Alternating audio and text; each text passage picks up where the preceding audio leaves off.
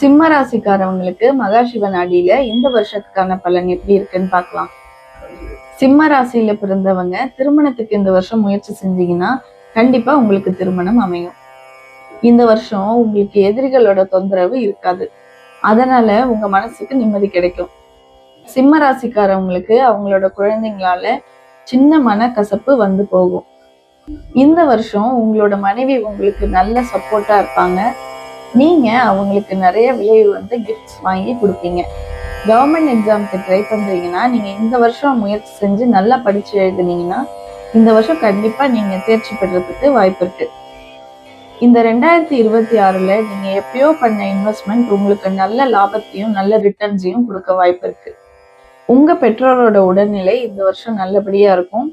நீங்க விவசாயம் கால்நடைகள் வச்சிருந்தீங்கன்னா அதுவும் உங்களுக்கு இந்த வருஷம் லாபம் தரும். சிம்ம ராசிக்காரவங்களுக்கு மகாசிவன் அடியில என்ன பரிகாரம் சொல்லியிருக்குன்னு பாத்தீங்கன்னா, ஞாயிற்றுக்கிழமை காலையில 6 to 7 சூரிய நமஸ்காரம் பண்றது ரொம்ப சிறப்பை தரும்.